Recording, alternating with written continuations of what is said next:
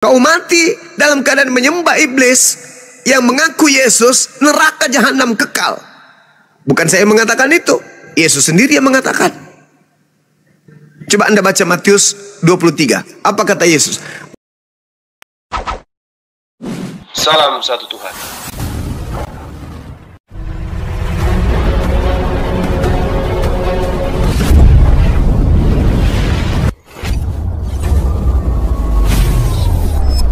Ya, pengantar ini singkat para sahabat. Dukung semua ya sahabat-sahabat kita channel Bensa News Muslim. Di like, di subscribe, di share sebanyak mungkin untuk supaya mencegah sahabat-sahabat kita di luar sana tidak terpengaruh terhadap pemurtadan. Semoga Allah memberikan selalu sikap istiqamah.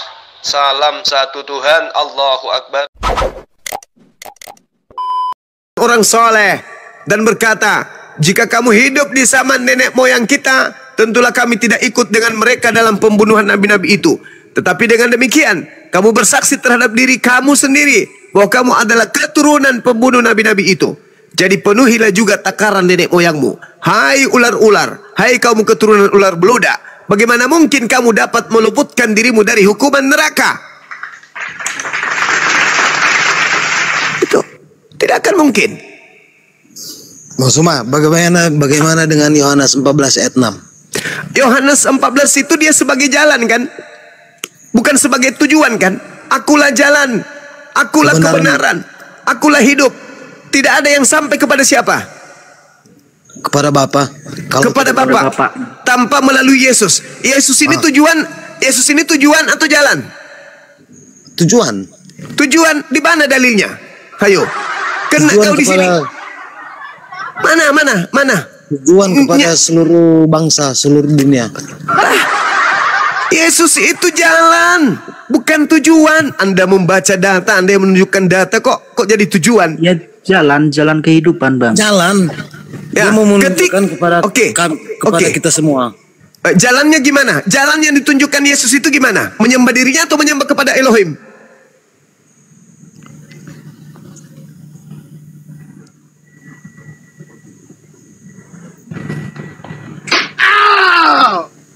Yesus mengajarkan dan Yesus berkata, apa kata Yesus? Yohanes 10:27, aku mengenal pengikutku, pengikutku mengenal aku, mereka mendengarkan suaraku dan mengikuti aku. Pertanyaan saya, siapa yang kalian ikuti menyembah Yesus? Sementara Yesus menyembah kepada Bapa Elohim. Aku mengenal pengikutku, pengikutku mengikuti aku. Ketika aku menyembah Elohim, pengikutku menyembah siapa? Menyembah Elohim. Terus siapa yang kalian ikuti menyembah Yesus itu?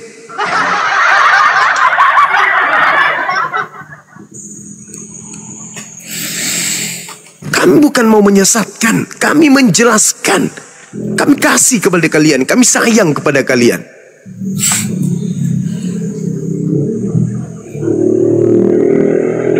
Siapa yang rugi sekarang? Kalau kalian mati dalam keadaan menyembah kepada sosok yang mengaku Yesus itu, siapa yang rugi? Ada nggak Yesus mengajarkan, akulah jalan, akulah kebenaran, akulah hidup. Tidak ada yang sampai kepada aku kalau tidak menyembah aku. Ada? Nggak ada. Tidak ada yang sampai kepada Tuhan kalau tidak melalui Yesus. Yesus itu jalan. Anda menekankan kepercayaan kami kepada Yesus Kristus. Tapi kebanyakan umat Islam mempertuhankan Nabi Muhammad. Bagaimana? Tidak ada Nabi Muhammad dipertuhankan. Islam mana lagi yang mempertuhankan Nabi Muhammad? Ini muridnya si Edis penipu ini pasti. Di mana Nabi Muhammad dituhankan? Di Islam di mana? Hah? Apa buktinya kami menuhankan Nabi Muhammad? Kami menyembah kepada Allah. Perintahnya Nabi Muhammad agar kami menyembahnya kepada Allah. Nabi Muhammad menghabiskan napasnya sampai napas terakhir, mengajarkan kepada manusia untuk menyembahnya kepada Allah, jangan kepada yang lain. Saking tidak maunya beliau itu dituhankan, beliau melarang menulis ucapan-ucapan beliau jangan kau tulis apapun dariku, tapi yang kau tuliskan adalah wahyu yang kuterima dari Dia, Tuhanku. Sebenarnya yang harus Anda luruskan umat-umat Islam yang lain mempertuhankan Muhammad. Mana tunjukkan satu manusia di Islam mempertuhankan Nabi Muhammad itu mana? Buktikan. Dari aliran mana di Islam ini nyembah Nabi Muhammad? Baru luruskan kami umat. Iya, mana umat Islam, biar ku luruskan. Mana umat Islam yang menyembah Nabi Muhammad? Mana? Kalian itu sudah ditipu oleh Paulus, sekarang ditipu Paulus baru, namanya Edis. Mana ada umat Islam menyembah Nabi Muhammad? Namanya saja Nabi. Nabi ya manusia. Islam mana coba yang nyembah Nabi Muhammad? Kau ditipu sama Edis. Enggak, Nabi Muhammad itu apa bang menurut abang bang? Nabi Muhammad itu sama seperti Yesus, menerima firman dari Tuhan lalu menyampaikan kepada umatnya, sama seperti Yesus. Kenapa Tuhan itu kok bersolawat kepada Nabi Muhammad gitu? Sanjungan. Yesus pun disanjung dengan ucapan Hosana.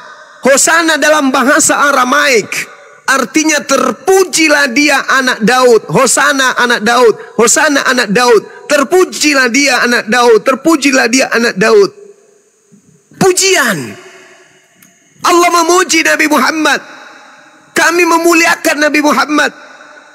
Apa yang salah ketika saya sebagai seorang pemimpin, saya pensiun area manajer di sebuah negara, di sebuah perusahaan, saya menyanjung kemudian staf saya, apakah itu salah?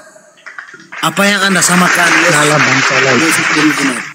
Kamu kalau memuji anakmu itu salah. Apa yang Anda samakan Yesus dan Muhammad? Yesus dan Nabi Muhammad, Yesus dan Nabi Muhammad sama-sama utusan pencipta langit dan bumi. Bedanya, Yesus hanya untuk Bani Israel tok. Nabi Muhammad untuk seluruh umat manusia. Itu bedanya. Tapi mereka sama-sama utusan Tuhan pencipta langit dan bumi. Yesus mengaku utusan. Yesus bersaksi dia adalah utusan. Nabi Muhammad mengaku bersaksi adalah utusan. Ayo. Hanya kalian manusia-manusia cupu yang berasal dari barat ini, pengaruh barat, yang mengaku, yang bersaksi Yesus itu adalah Tuhan. Padahal yang kalian saksikan adalah Tuhan, itu adalah Kristus palsu yang datang kepada Paulus. Bukan Yesus anak Maria. Berarti yang disalibkan siapa? Yang disalib itu penyesat. Siapa yang penyesat? Yang disalib. Siapa namanya? Nabi Isa. Yesus. Nabi Isa itu. Yesus. Itu Yesus yang disalib. Dia mengaku Yesus kok. Coba Anda baca di dalam di dalam Lukas 21 nomor 8. Ketika Yesus mengajar kepada muridnya, apa kata Yesus kepada muridnya? Hei murid-murid, ya paman, waspadalah kepada penyesat yang bakal datang kepadamu dengan memakai namaku dan berkata, akulah dia.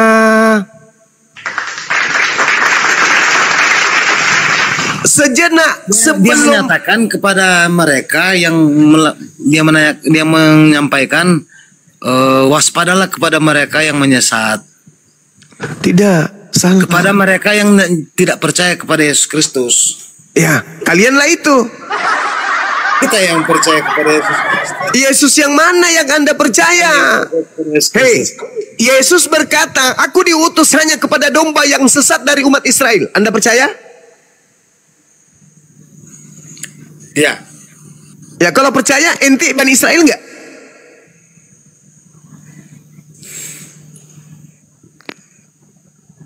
Kan kami kan orang Kristen, pengikut Kristus. Ya, kalian Bani Israel enggak? Bukan hanya Bani Israel. Dia tadi katanya percaya.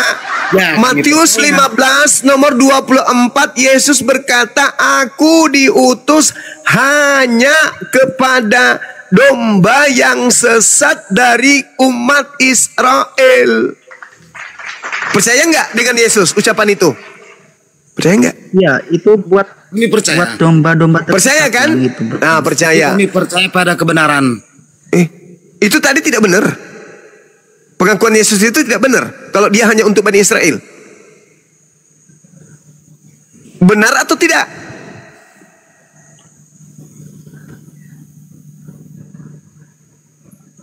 Kami percaya kepada Yesus Kristus. Dia adalah Tuhan untuk seluruh dunia, bukan untuk banyak. Nenek lu kiper.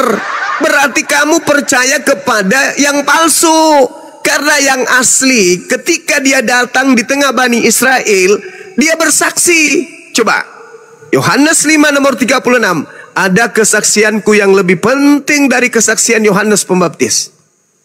Bahwa seluruh mujizat yang aku lakukan, pekerjaan yang aku lakukan, pekerjaan itu yang aku lakukan sekarang, dan pekerjaan-pekerjaan sakti itu bersaksi bahwa Bapa yang telah mengutus aku. Kesaksian Yesus bahwa seluruh mujizat yang dilakukan itu adalah kekuatan baginya untuk mempersaksikan bahwa dirinya adalah utusan Tuhan. Dari mana kau dapat ilmu bahwa Yesus itu adalah Tuhan untuk seluruh manusia? Ayo. Sedangkan Yesus bersaksi dia hanya rasul utusan Tuhan. Yohanes 5 nomor 36. Mana yang harus saya percaya?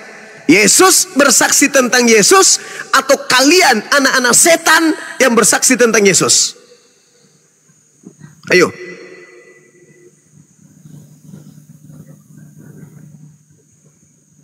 Kenapa saya katakan kalian anak setan? Karena itu ucapan Yesus. Siapa yang menginginkan kematian bagi Yesus itu adalah anak-anak setan. Yohanes 8 nomor 44. Iblislah yang menjadi bapakmu dan kamu mau agar aku dibunuh.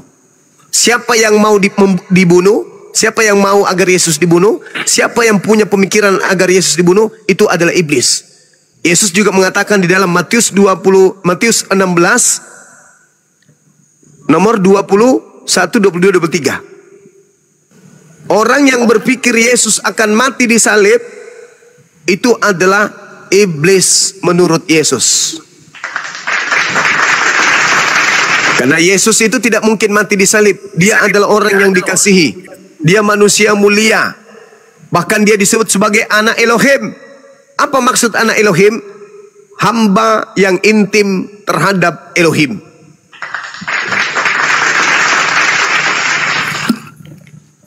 Jadi menurut Yesus, orang yang berpikir kalau dia akan disalib itu adalah iblis.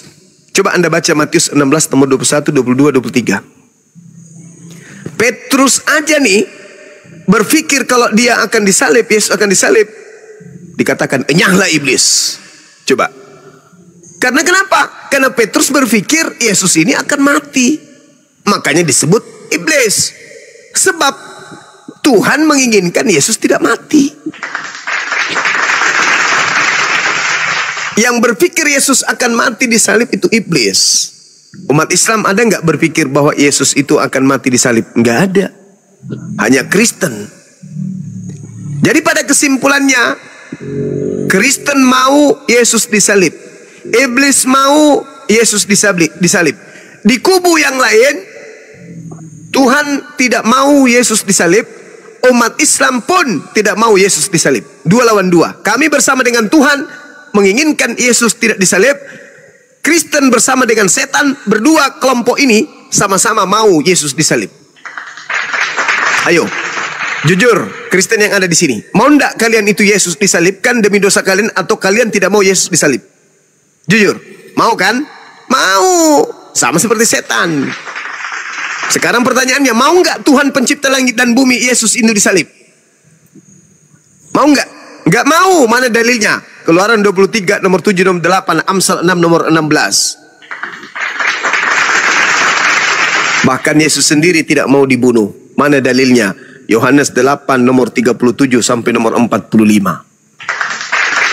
Bahkan Yesus sendiri tidak mau disalib. Mana dalilnya? Baca Yohanes 11 nomor 54. Yesus tidak mau disalib. Iblis mau Yesus disalib. Kristen mau Yesus disalib. Berarti Kristen sekelompok dengan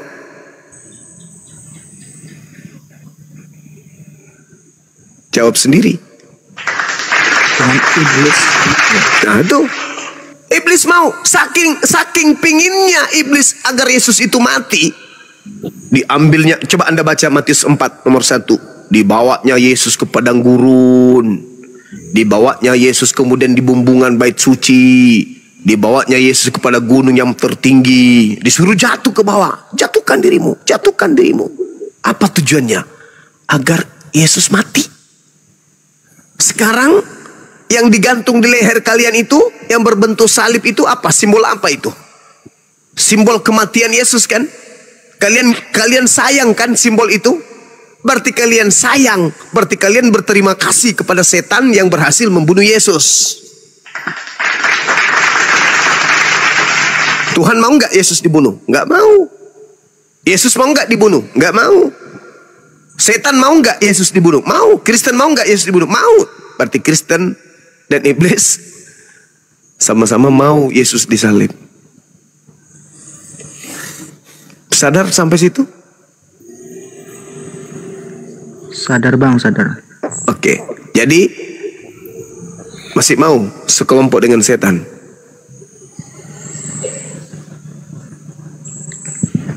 Tidak. Oke, Yesus mengatakan begini, Bung. Yohanes 16, coba Anda buka Bibelnya.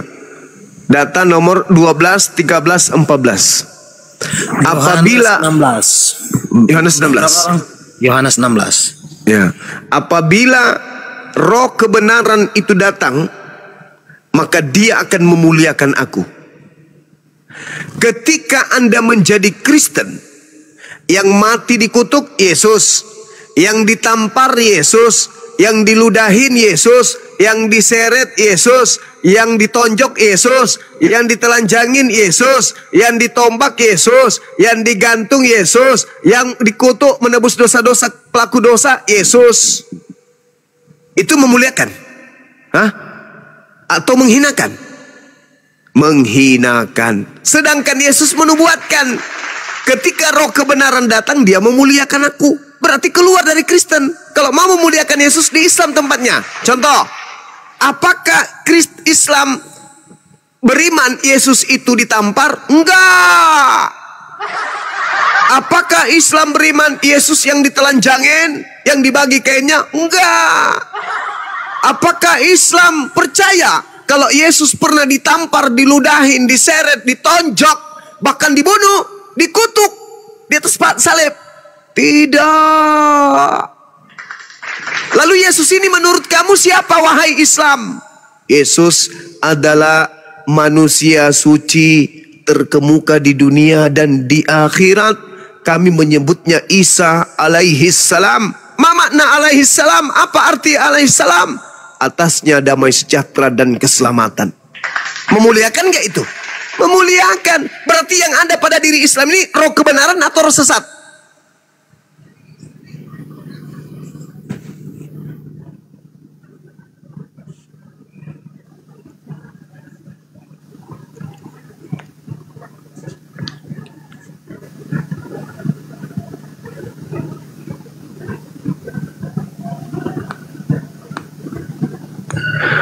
Dari yakin ku teguh hati ikhlasku.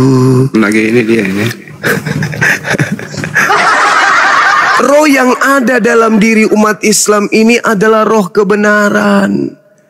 Yesus itu manusia suci, terkemuka di dunia dan di akhirat, dan termasuk hamba yang didekatkan Allah di sisinya. Na'udzubillah, kami berlindung kepada Allah dari ungkapan-ungkapan Kristen.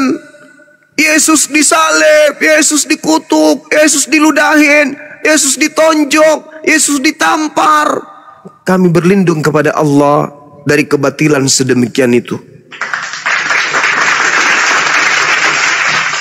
Beliau adalah manusia suci. Dari sejak lahir, beliau sudah memuliakan ibunya. Bahkan dia sendiri mengatakan, aku diberkati dimanapun aku berada. Bukan dikutuk, bukan diludahin, ditampar, dibuatkan patung telanjang. Dan dikatakan ini adalah Yesus. Dibuatkan parade setiap tahun. Jalan dicambuk, Lalu kemudian dia bawa salib berat-berat kayak gitu. Merusak otak anak-anak. Tiap tahun kalian bikin parade sandiwara kayak apa gitu. Dulu masih di area gereja, sekarang sudah berani keluar di halaman jalan raya. Bikin macet. Ada orang gondrong dicambu sama yang berpakaian tentara.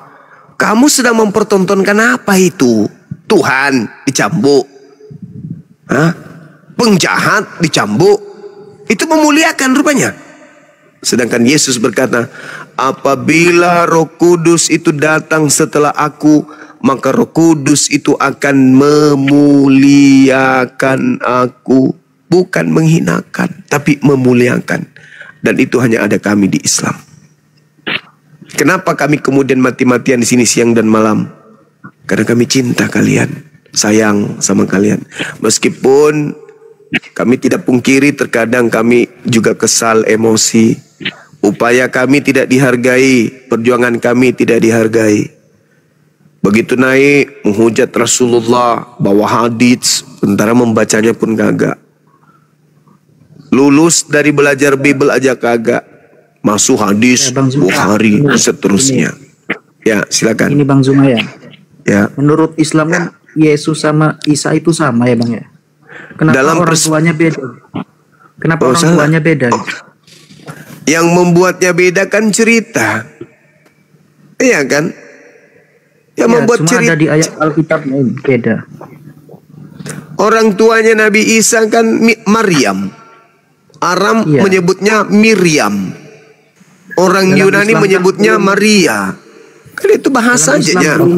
Saya mau tidak dikit juga ya. Tapi dalam Kristen Bukan masalah bahasa saja, tapi masalahnya adalah Isa al-Masih itu berasal sumbernya sumber Injil palsu gitu. Makanya berbeda. Misalnya tentang Yesus yang disalib itu Muhammad mengambilnya dari Injil palsu. Kenapa Anda mengatakan palsu? Karena Injil itu dibuat oleh orang tidak jelas, tidak tahu penulisnya siapa, dibuat oleh para antikris. Hanya Kalau ini Bung, kalau kitab Talmud yang menuliskan itu jelas atau tidak jelas? Itu kita itu dibuat siapa? Itu apa yang Al-Quran? Tuan rumah, tuan rumah Yahudi. Yahudi punya Talmud. Yahudi yang punya Talmud. Kamu Muslim. Lukas bukan punya Yahudi. Markus bukan punya Yahudi. Matius bukan punya Yahudi. Yahudi punya kitab bernama Talmud dan di dalamnya berisi cerita-cerita tentang Yesus. Kalau kami dipaksa untuk memilih percaya Bible atau percaya Talmud. Talmud itu kitab sampah buatan Yahudi dan kamu sendiri tidak mengakui, Al-Quran tidak mengakuinya. Kenapa kau katakan kitabnya orang Yahudi sampah sementara Yahudi yang punya kitab? Itu dibuat oleh para rabi. Nah, kalau perjanjian baru dibuat oleh siapa? Itu rabi itu hanyalah guru seperti biasa. Ya, sekarang perjanjian baru dibuat oleh siapa? Sekarang kedudukan daripada kitab perjanjian baru itu dibandingkan Talmud apa? Kamu tuh Muslim harus mengakui. Bedanya Talmud dengan kitab perjanjian baru apa? Tidak ada dalam Al-Quran. Al-Quran mengakui adanya Taurat, Injil dan Zabur. Gak ada Talmud di sini. Nah, sekarang yang kau sebut Injil itu yang mana? Yang kau sebut Injil yang mana?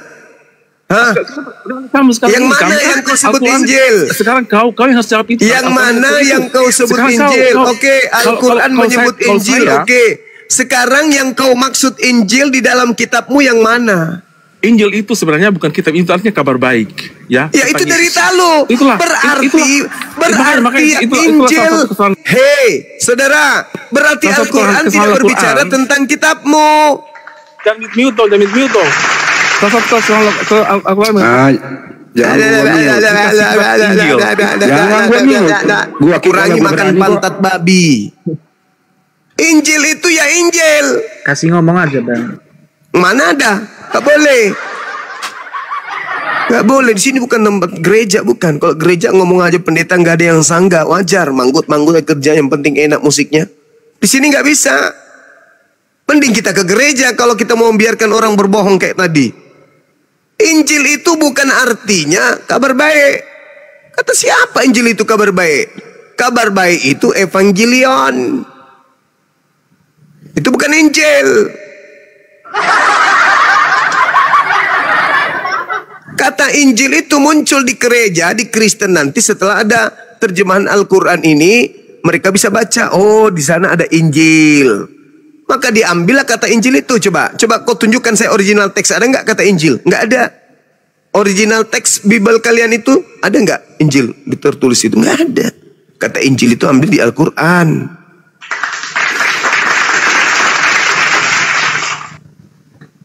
Begitu saudara ya. Nah tadi pertanyaannya apa? Nabi ya, Isa kan Yesus, ya Nabi Isa sama. Kenapa orang tuanya beda gitu bang?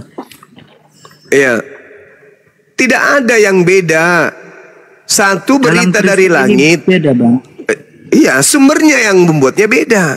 Satu berita dari langit, satu berita dari bumi.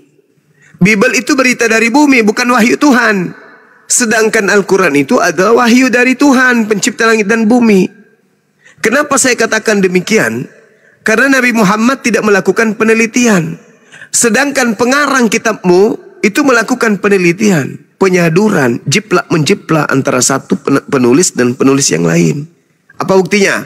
Coba Anda baca Lukas 1.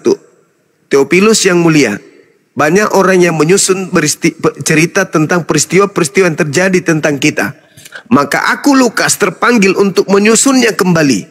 Setelah saya meneliti dengan saksama, maka aku Lukas merasa penting untuk menyusunnya kembali. Itu kitabmu, surat kabar yang disusun oleh penulisnya berdasarkan hasil penyelidikannya.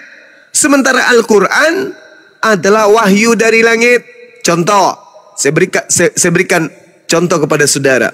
Nabi Muhammad tidak pernah kemudian mendengarkan cerita atau membaca cerita. Allah Subhanahu wa taala melalui Roh Kudus, Roh kebenaran menyampaikan begini. Bismillahirrahmanirrahim. Waskur fil kitabi Maryam izin tabasat min ahliha makanan syarqiyya.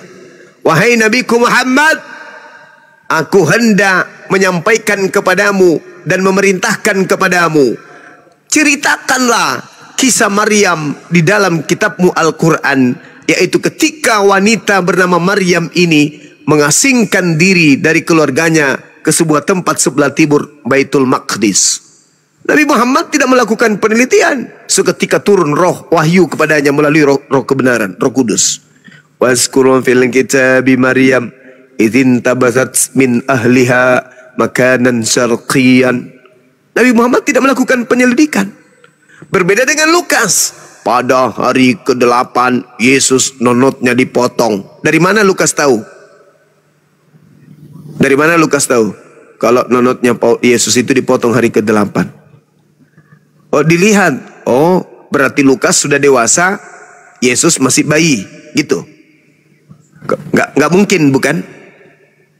Satu kemungkinan adalah Yesus memperlihatkan nonotnya kepada Lukas. Apakah masuk akal ketika dewasa memperlihatkan nonotnya? Tidak mungkin juga, bukan? Satu-satunya sumber, Lukas melakukan penyelidikan terhadap kesaksian-kesaksian orang. Itu baru betul. Berarti bukan wahyu. Berbeda dengan Al-Quran. Nabi Muhammad tidak pernah melakukan kesaksian. Mencari orang-orang yang bersaksi. Apa yang kamu ketahui tentang Yesus? Apa yang kau ketahui tentang Maryam? Oh begini, Maryam itu begini. Oh catat. Tidak ada. Lagian Al-Quran bukan tulisan Nabi Muhammad.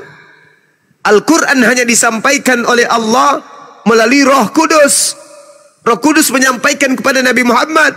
Waskur fil kitab Maryam idzin tabatsat min ahliha makanan syarqiyan. Masuk ke dalam hati kalbu, pikiran Nabi Muhammad. Nabi Muhammad menyampaikan itu kepada para sahabat. Sahabatnya menghafalkan, sahabatnya menuliskan.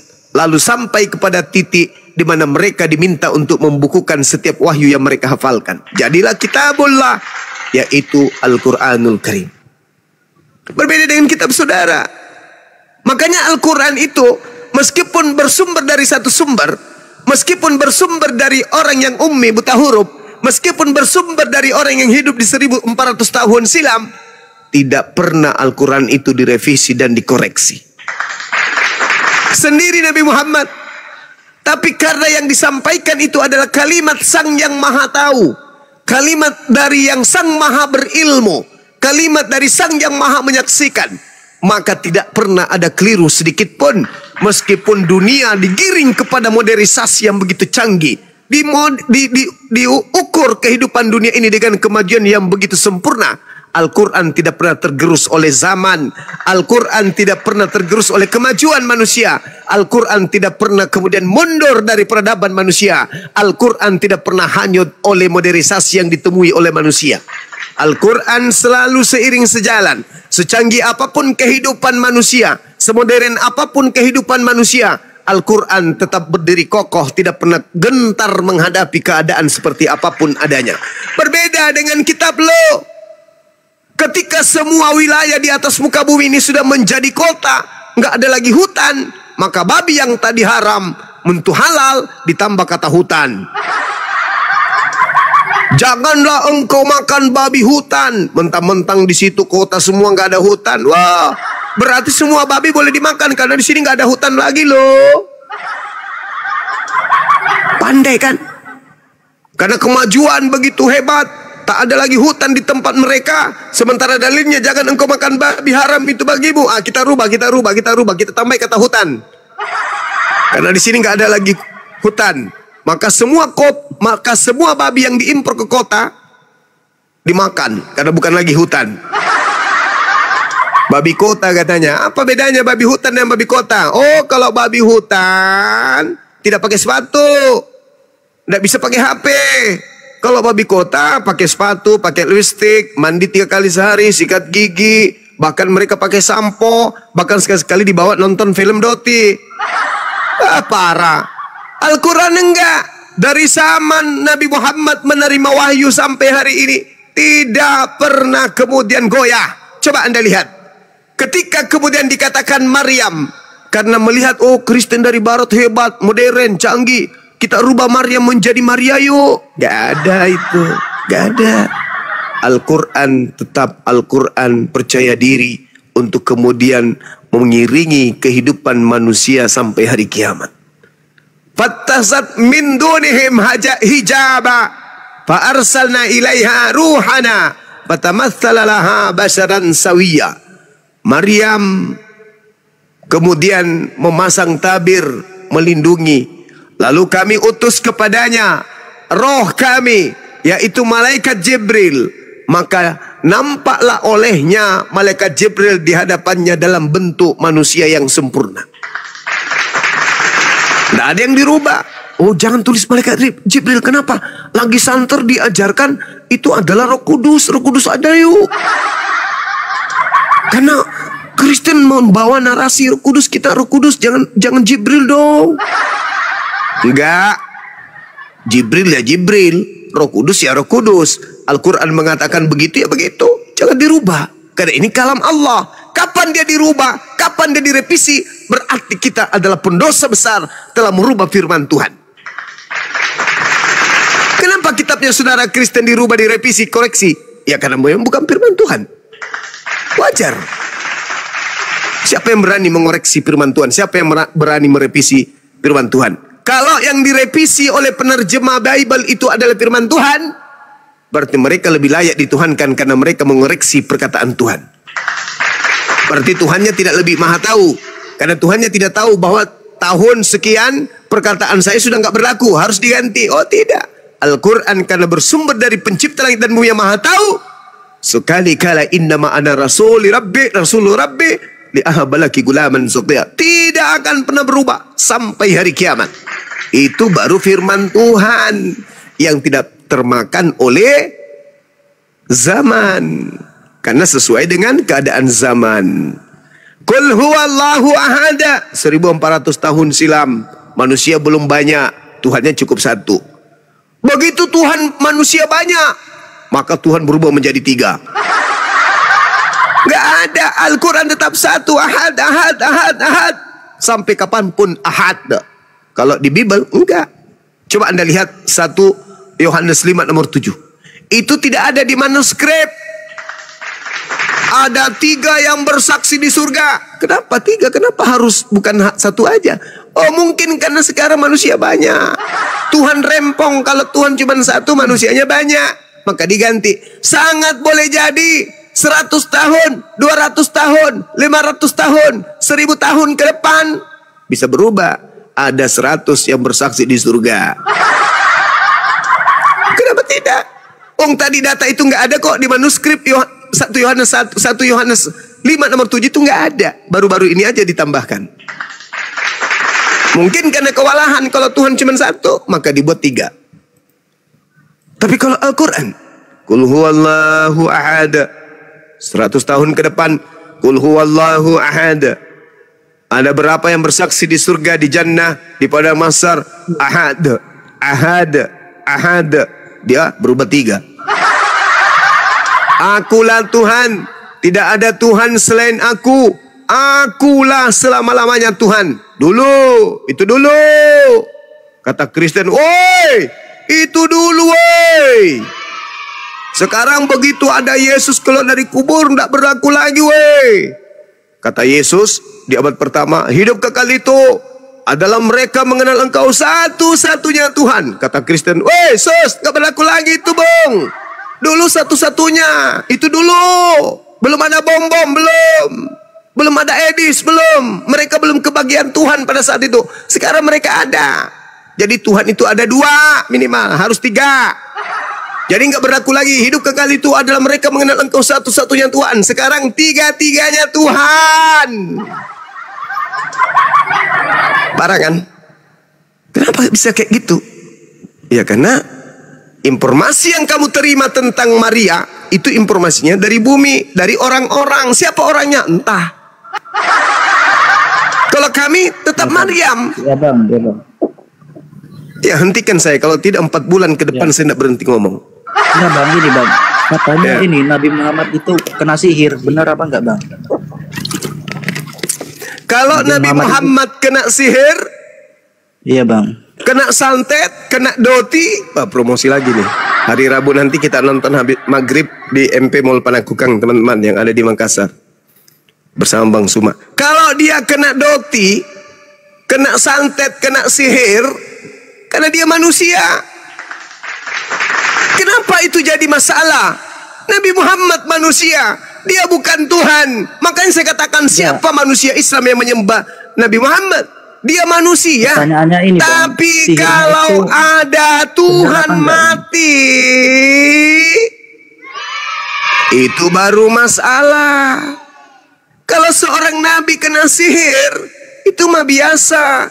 Karena memang nabi itu pasti ada yang syirik, pasti ada musuhnya, pasti ada yang cemburu, ada iri, ada dengki, ada yang sirik. Samanya Yesus yang sirik kepadanya adalah kaumnya, umatnya seluruhnya. Imam kepala mahkamah agama, orang Farisi, semua iri cemburu kepada Yesus. Bahkan sampai kepada upaya pembunuhan. Wajar, karena Yesus manusia. Nabi Muhammad kemudian disihir, wajar. Dia orang-orang iri kok.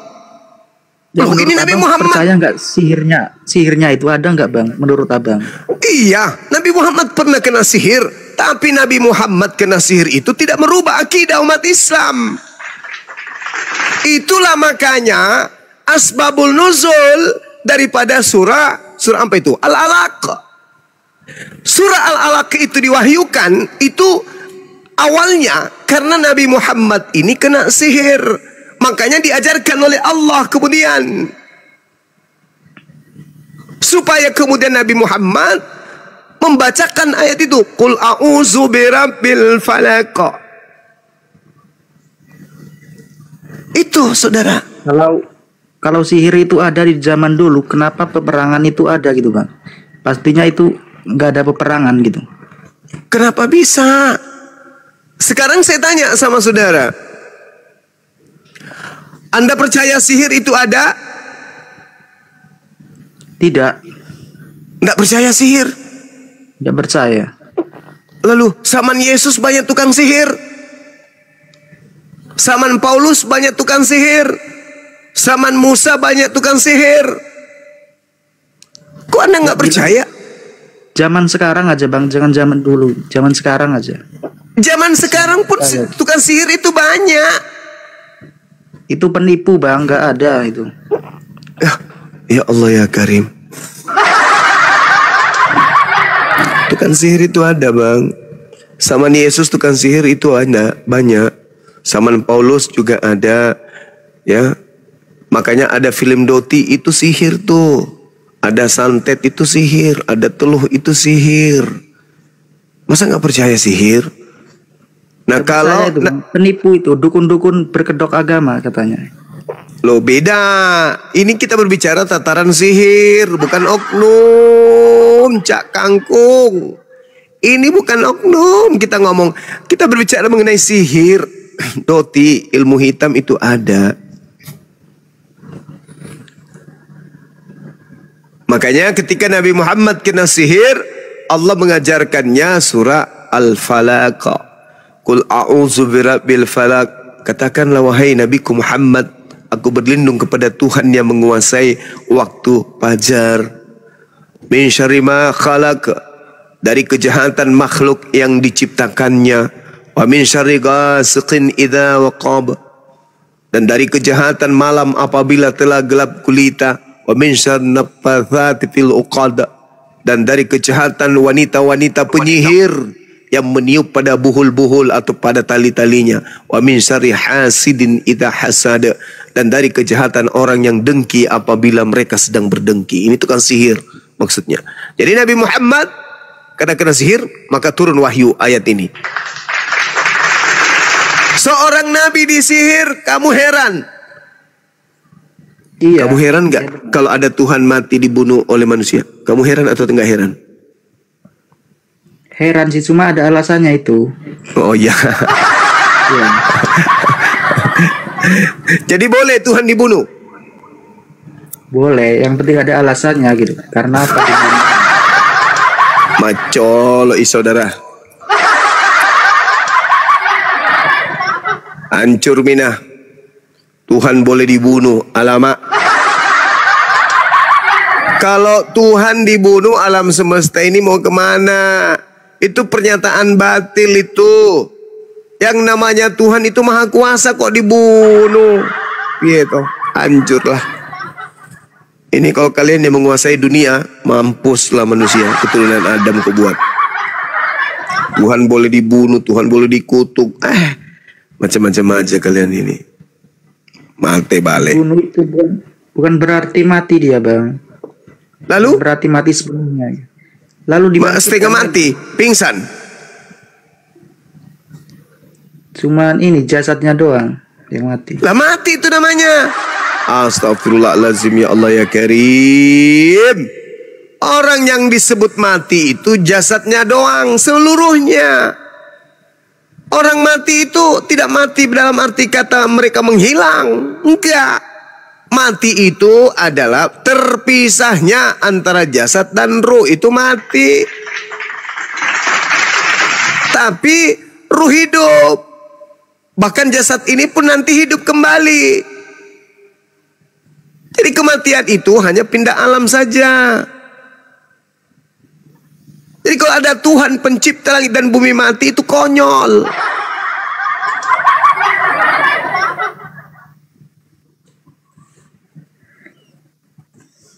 Begitu kawan. Tuhan mati itu konsep apa itu Tuhan mati? Pencipta langit dan bumi mati. Cobalah dulu ya. Kalau ada pesawat yang sedang di atas udara nih, ketinggian 9.000 kaki. Tiba-tiba mati pilotnya. Hancur enggak tuh pesawat, Bung? Ya kalau ada pilot yang lain digantikan lah, Bang. Berarti ada Tuhan lain maksudnya? Iya, benar gitu. Berarti Tuhanmu bukan cuma satu? Ya kan ada Roh Kudus, Allah Bapa gitu. Oh, berarti Tuhanmu memang bukan satu kan? Iya. Oh, itu bagus. Yang mana yang paling berkuasa di antara ketiganya?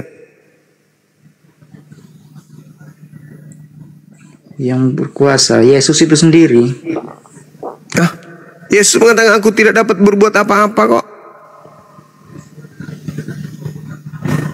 Yohanes 5 nomor 30. Aku tidak dapat berbuat apa-apa dari diriku sendiri.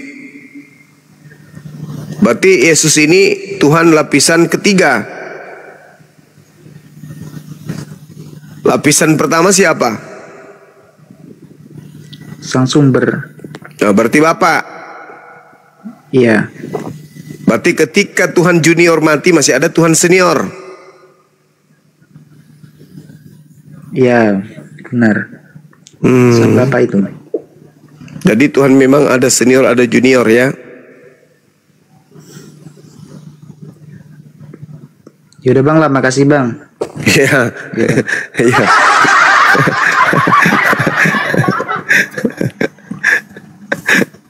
Allahu Akbar, Masya Allah, Masya Allah, Subhanallah. Nah, ini saya belum Bang. Bang Andi. Waktu aja, buang waktu. Pusing sama itu oten-oten tuh. Iya. Data habis. Tolong kasih teh sapi dulu yang baru naik itu. Kau ini anak ini. Kau sebenarnya mau makan apa sih bro? Kopi apa teh sapi? Udah turun.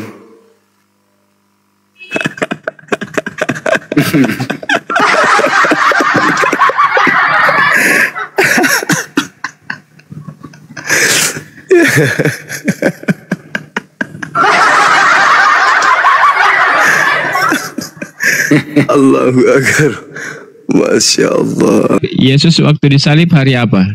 Jumat, berhenti Sabtu. Hari Tetap Jumat. berhenti Sabtu karena Yesus itu kebiasaannya berhari Sabat.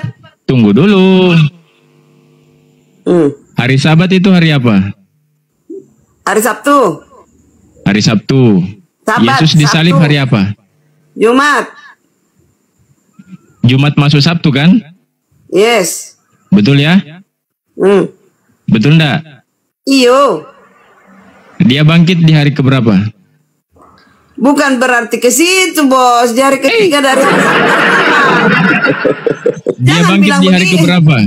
Salah perhitunganmu. Kenapa Bukan. salah? Ya ampun. Oke, Hari Sabat masuk hari Sabtu tuh. Kakak sesat. Makanya tunggu Jangan dulu, dihitung Margaret. satu dari Margaret, tunggu Sabtu. dulu. Bukan Yana. Hari Sabtu, hari Sabat masuk hari Sabtu toh? Yesus disalib, betul enggak? Ya berhenti hari Sabtu. Makanya Nah, Maria datang ia bangkit di hari ketiga. Dari mulai dia mati. Bukan berarti hitungan hari. Hati kita. terus bagaimana itu? Bos, bukan begini. Yesus bangkit di hari ketiga, lalu berhenti di hari ketiga, hari Minggu. Terus bagaimana kita menjelaskan Yesus bangkit di hari ketiga? Bagaimana itu penjelasannya? Itu kaitannya terhitung dari hari ketiga itu. Hari pertama dia Jumat, Sabtu, Minggu, hari ketiga. Jadi contoh nih, Bang Inspirasi, Karyana pergi. Ini hari Senin saya pergi ke Parapat. Sampai di hari kedua. Bu Karyana, penyalibannya Yesus itu hari kapan? Jumat, bos semua tahu itu Jumat. Jumat jam 3. Sebelum memasuki hari Sabat, betul enggak? Yes. Nah, kalau Jumat sebelum memasuki hari Sabat, sebelum masuknya hari Sabat, Yesus disalib. Betul enggak? Iya, jangan hitungnya. Jumat masuk hari Sabtu. Ya jangan hitung 1 Jumat, 2 Sabtu, 3 Minggu. Jangan gitu di hari ketiga. Nggak ada hubungannya ke hari Terus, apa? Hari Ia bangkit pada hari ketiga maksudnya apa itu? nggak ada kaitannya ke hari berhentian. Dua-duanya nggak ada yang kena. Dua-duanya nggak ada yang kena. Gini bos. Minggu mau di hari Sabtu nggak ada yang kena. Percaya sama Tidak ada yang kena. Nggak ada yang kena. Karyana dulu. Karyana. Yesus mati jam berapa pada hari Jumat? Jam berapa dia? Tunggu mati? aku dulu. Nah, saya tanya dulu. Kamu tahu Yesus mati hari Jumat jam berapa? Jam 3. Jam 3.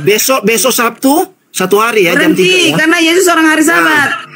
Nah, besok kan 1 hari, besoknya jam 3 berarti kan? Iya.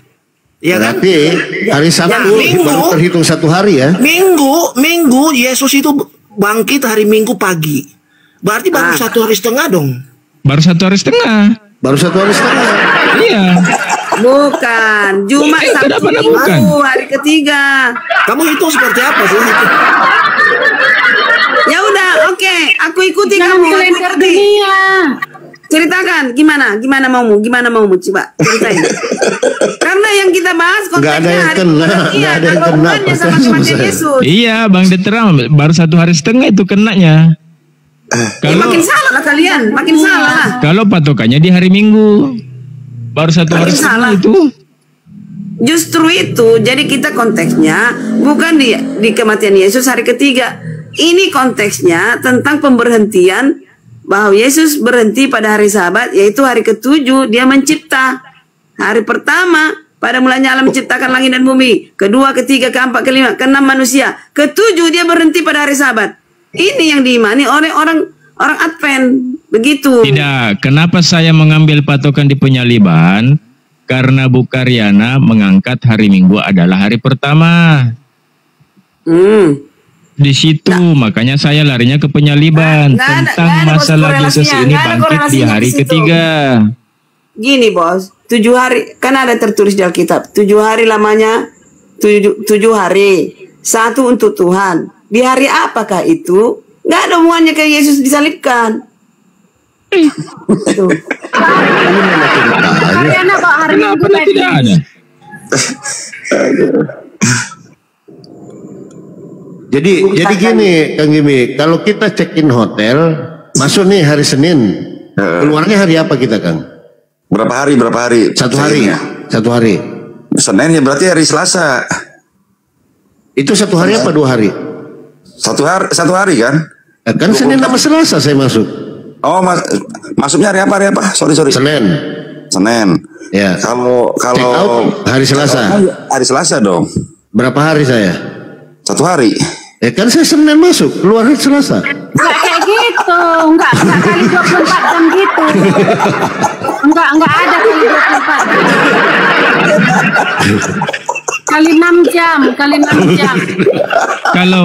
Kalau memang seperti itu, Bu Karyana, kalau memang seperti itu, ngapain harus dibuatkan narasi dalam Bible? Ia bangkit di hari ketiga. Oke, gini aja bos. Oke, percaya nggak hari Sabat itu sama dengan Sabtu? Percaya. Oke, aku bacalah sekarang. Nih ya, aku baca di Markus 15. Nih, sementara itu hari mulai malam. Ini Yesus dikuburkan ya. Dan hari itu adalah hari persiapan. Persiapan apa tuh? Yaitu hari menjelang Sabat. Sabat sama dengan Sabtu. Udah. Persiapan Sabat, artinya persiapan Sabat itu Yesus itu kebiasaan Yesus adalah berhari Sabat. Hari Sabat itu sama dengan Sabtu. Titik. Sebelum hari Sabtu hari apa? Hari Jumat. Setelah hari Sabtu? Minggu. Setelah hari Minggu? Senin. Setelah Senin? Aduh. Setiap hari bisa ke gereja, bukan cuma hari Sabtu atau Minggu. Dosa lu, Bang Palomo. Dosa lu. Aduh. Setiap hari itu bisa ke gereja, bukan hanya hari Sabtu atau Minggu. Siapa yang melarang ke gereja? Tapi ada 1 hari yang diindahkan Tuhan berhenti pada hari Sabat, yaitu hari Sabtu. Itu tertulis di Alkitab, ada Sabat, ada Sabtu. Itu loh Bu Margaret. Makanya besok-besok ke gereja hari Sabat, hari Sabtu. Iya kan, kita memang berhenti di hari Sabtu, malam mingguan. Bener juga Karyana ya. Bener juga Margareta, malam mingguan dong. Iya enggak? Udah, makan bodrek dulu, makan bodrek. Kok semuanya ceramah apa Mbak itu ya, Mbak Karyana ya. Gara-gara temannya udah turun ya, itu ya. Kalau kita hitung ya, kalau memang penyaliban itu di hari Jumat, kalau dia 3 hari, seharusnya dia di Senin loh. Iya gini. Hitungan jamnya Bang Palomo. Gini. Iya. Kan dia masuknya Senin. Kalau dia disalib hari Jumat, dia kan hitungannya Sabtu, ya kan? Sabtu, Minggu, Senin. Seharusnya di Senin dia. Jadi kalau aku nggak salah dengar gini loh Bang, aku kalau nggak salah dengar ya, pada ngedengar ada orang siapa tuh ya, Bambang siapa gitu. Kalau zaman dulu itu pada waktu itu bukannya pas perubah hari itu bukan jam 12 malam, jam 6 sore kalau aku nggak salah. Nah betul. Pada mulanya Allah menciptakan langit dan bumi siang dan malam. Jadi itu orang siang dan malam. Iya, makanya Advent itu bukan jam 12 perhitungan dunia, jam 12 teng teng teng. Nah, udah tahun baru, bukan gitu. Kita perhitungannya dari jam 6 ke jam 6 sore, jam 6 sore ke jam 6 sore sama kayak muslim. Nah, dari jam 6 sore ke jam 6 sore itulah satu hari pergantian. Makanya kita jam 5 sore Sabtu udah berhenti dari istirahat. Bukan itu penyaliban, penciptaannya. Sampai ke malam minggu. Begitu. Jadi kalau dunia, ini kan yang dibuat paus ini. Jam 12 malam. Ya kan? Pergantian hari. Itu merubah waktu. Merubah waktu nggak boleh loh. Itu marah Tuhan. Oke, hari Jumat jam 6 kan? Berarti hitungan satu hari Sabtu jam 6 juga. Nah, kemudian itu satu hari. Berarti masuk ke 2 hari jam 6 hari Minggu. Betul. Baru 2 hari. Kan? Baru 2 hari, belum sampai 2 hari. Ini anehnya, Detram ini dia Kristen sendiri. Dengar dulu, kau dengar dulu. Kau dengar dulu. Dia bangkit hari Minggu pagi. Makanya belum sampai 1 hari setengah juga berarti kalau itu dari jam 6 ke jam 6. Belum. Mau dihitung dari mana aja nggak kena. Hitungnya penciptaan. Ya enggak, Karyana ini ikut-ikut. Pak Jem ini bilang begini-begini. Dia bilang, iya betul, jam 6 ke... Apa sih, dengar orang aja. Kamu harus punya memang yang benar dong. Memang hitungan kami itu... Nanti Pak Jem bilang nanti hitungannya satu hari dari jam 12 ke jam 12. Pasti kamu bilang, nah nggak ada. Gimana sih? Saya, kalau nggak benar saya lawan.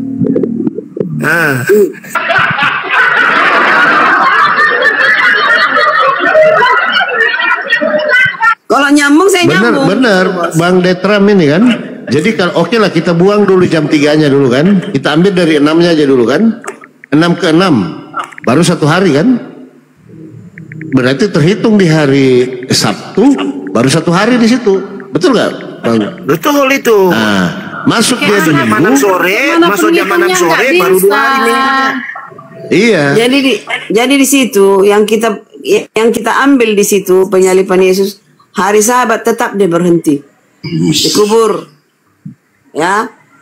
Masalah 3 hari itu terhitung dari mana? Hari ketiga maksudnya 1 hari Jumat, 2 hari Sabtu, 3 hari ketiga.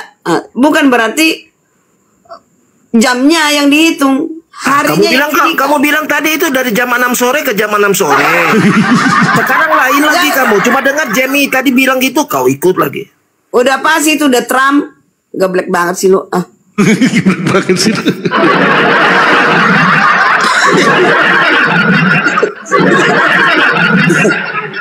Ini Kak Karyana.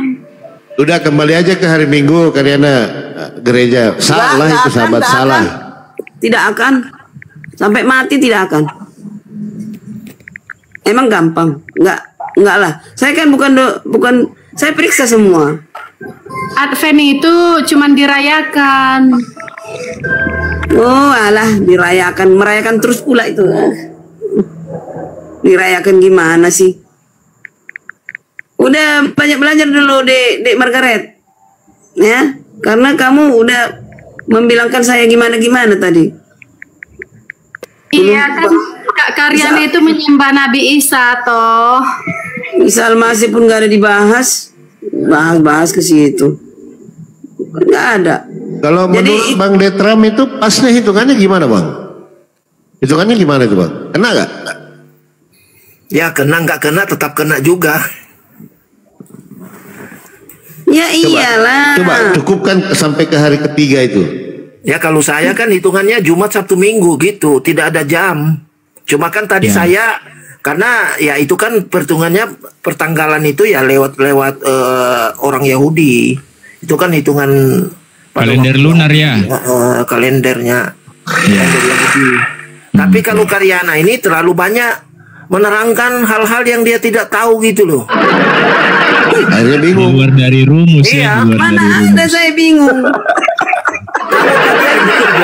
Kamu ikut jam juga. Disapa dulu Bun, disapa dulu Bun, disapa dulu Bun. Ada ini Bos. siapa namanya? Bang Detram. Tunggu Bu Karena, sabar. Disapa dulu. El Rey. Lanjut. In Ya, disapa dulu Bun. Bang Detram, jangan nyecer Mbak Karyana terus. Ini satu koma nyerang dia semua. Dia nggak ada temennya. Nyerang Advent ini loh. Ini Advent diserang terus dari kemarin loh.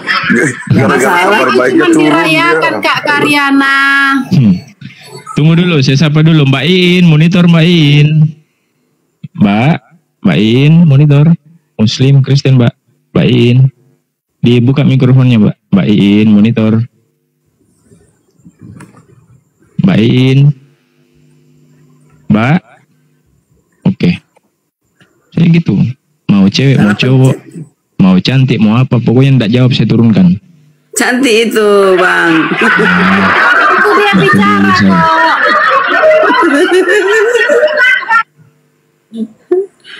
Aduh, jadi sampai di mana nih?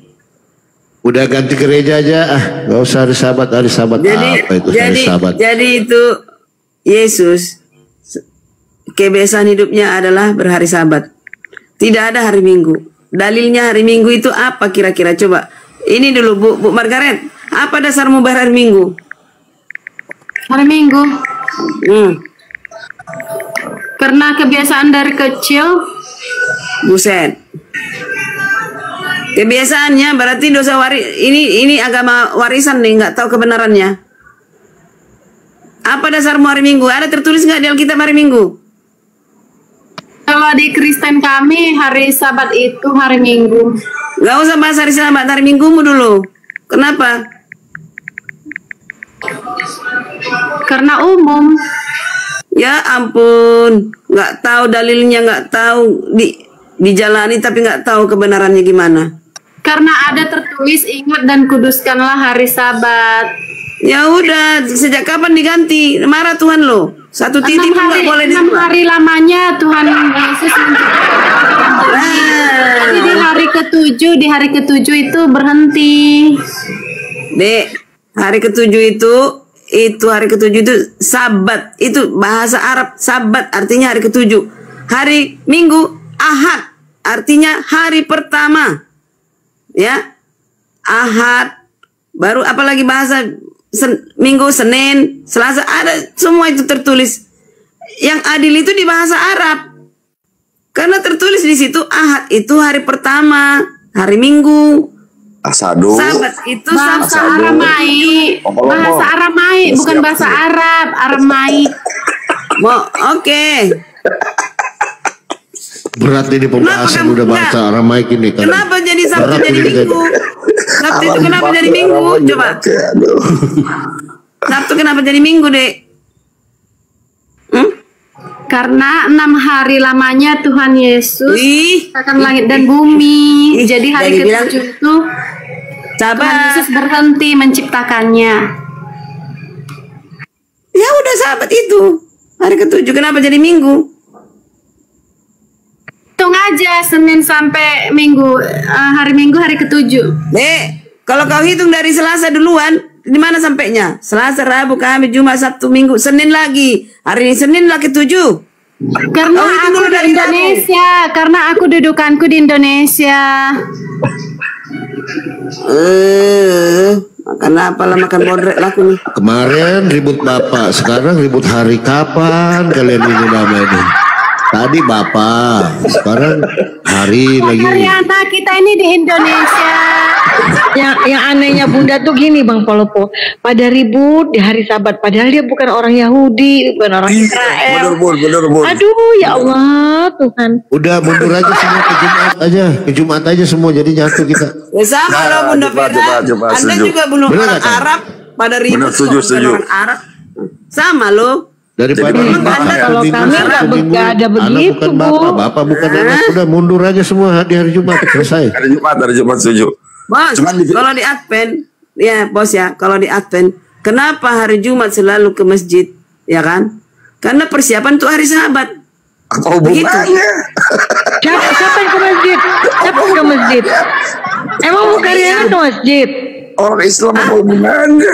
Emang Ibu Karyana ke masjid? Berarti Jadi karena dewa yang disembahnya orang zaman bahola dewa. Enggak, sebentar Margaret. Tadi Ibu Karina bilang hari Jumat ke masjid. Emang orang Arven hari Jumat ke masjid gitu? Enggak, dahulu itu ya kan, persiapan sabat itu kumpul dulu di hari Jumat, persiapan untuk sabat. Nah, itu yang diceritakan, nggak tahu benar atau enggak, apakah kenapa Jumat itu selalu berkumpul untuk persiapan hari sabat itu berhenti, istirahat total, itu loh. Itulah makanya tadi Bunda Vera tanya Ibu, kenapa Ibu memakai hari Sabat itu? Hari Sabat itu orang Yahudi, Bu. Nah, Yesus kan ya menjalankan itu. Wah, Ibu dari mana itu? Jadi menjalankan hari Sabat, coba. Gini, tertulis di Alkitab hari Sabat, Yesus berhenti pada hari Sabat. Nah, orang-orang Yahudi juga hari Sabat. Nah, kita ini adalah Israel rohani. Orang-orang Yahudi juga mempercayai Israel rohani. Lahir kembali. Itu loh. Bukan berarti lahir dari secara daging. Israel rohani dimarahin Bunda Umi Riva loh. Nantinya lo ngadat dia ngedenger gitu. Jadi Kak Riva juga malam ini hari apa di Yahudi sana, malam ini hari apa? Riva kan nyerocos terus, nggak pernah kasih kesempatan. Aku mau bicara gitu. Iya, dia kencang kali, cepat kali. Waduh, udahlah, mundurlah aku bilang. Nggak perlu menang lah sama dia. Seri aja susah sama Riva, apalagi menang. Tapi sebenarnya bukan masalah menang, ya kan? Agak slow lah kayak di grup kita ini. Aku Bunda Vera dulu pertama agak emosian ya, tapi lama-lama kita semua di sini membaur. Saya suka. Dulu Bunda Vera nggak inget bodrek, jadi cepat emosi. Sekarang udah ada bodrek.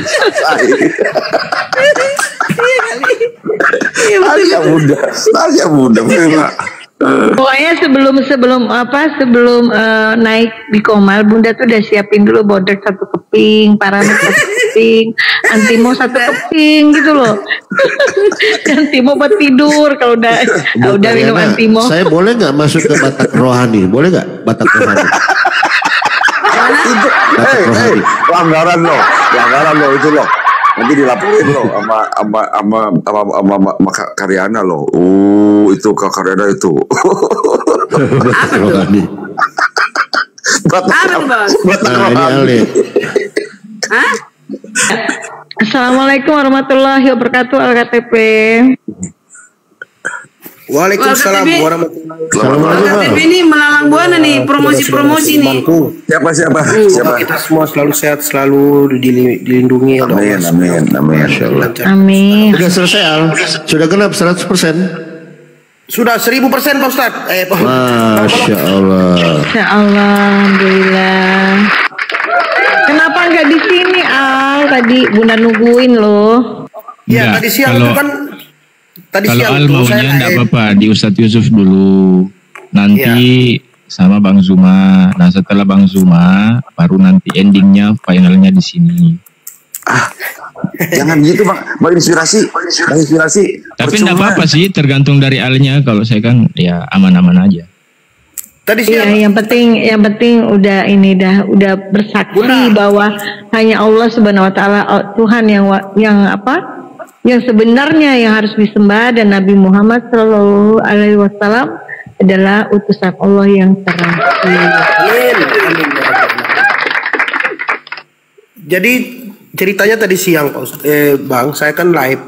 Jadi ada teman satu, entah siapa nih naik, terus kemudian dia orang Kalimantan, jadi dia ada Ustadz di bawah tuh naikkan katanya.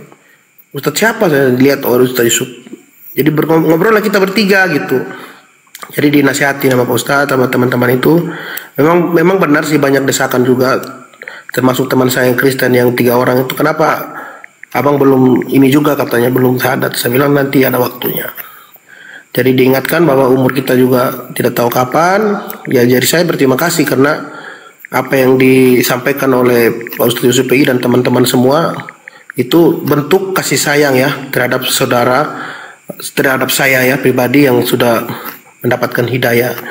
Jadi saya berterima kasih juga kepada khususnya debater Muslim, Bang Inspirasi, Bang Juma, Bang Ustadz semua ya, yang selalu mensupport ya. Semoga kita semua dilipat gandakan pahalanya dan dilindungi Subhanahu wa Ta'ala.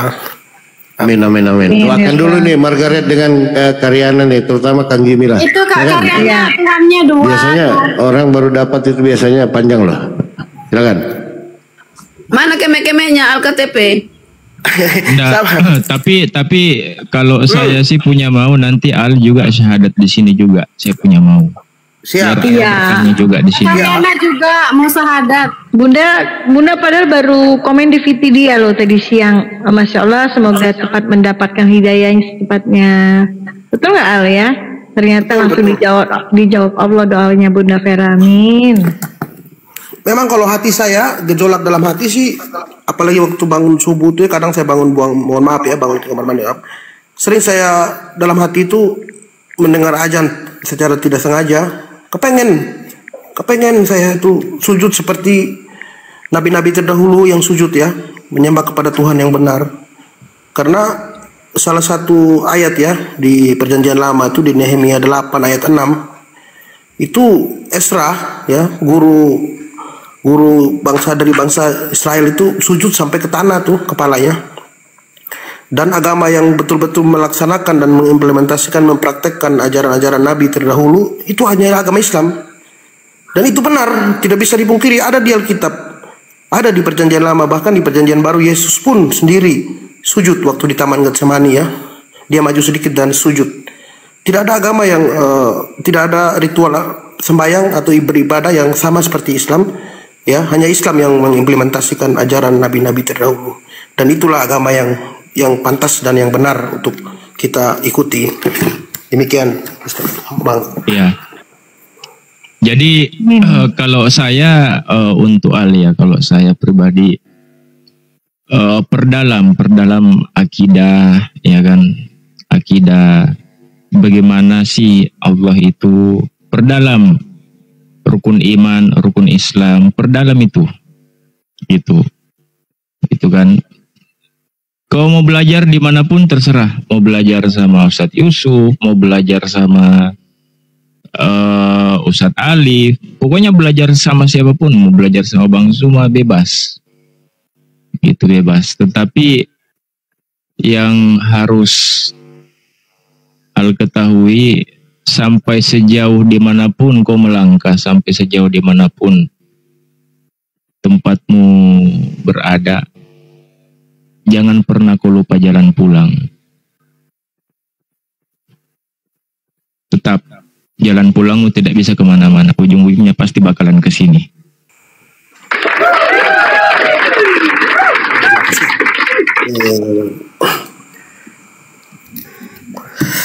Ya intinya ya berkat saudara-saudara semua ya, guru-guru saya. Ini semua guru-guru saya nih, ini doa saya selalu untuk saudara-saudara ya, yang benar-benar selalu ada ya, selalu mensupport, khususnya Bang Komal Inspirasi yang dengan tulus ya, mau membimbing, mau merangkul, walaupun saya dulu masih dalam kebimbangan ya. Secara tidak langsung beliau sudah ikut andil ya dalam diri saya untuk menerima hidayah ya, dan semua teman-teman Muslim ya, yang debater Muslim juga, khususnya Bang Inspirasi. Pantas namanya inspirasi, jadi kita harus terinspirasi ya, mengikuti beliau ya, karena bagi saya suri teladan Nabi Muhammad itu memang sungguh-sungguh ya. Pantas ya Bunda ya, waktu Bunda menyanyikan lagu, pernah tuh Bunda bilang coba iklan dulu sebentar gitu ya. Pernah ya, kapan saya? Iya, Bunda Salawat Jibril. Itu tuh saya cari lagu itu, dan pernah juga saya live yang kapan sore itu ya. Kebetulan ada teman yang Kristen yang menyanyikan lagu itu. Ya Bunda ya. Saya dengar teman saya Itu iya siapa itu kemarin Muhammad, dia juga lagi Santo Muhammad lagi belajar juga dia. Iya. Oh dia bagus dia. Doakan dia lah, doakan dia ya, semoga dapat hidayah.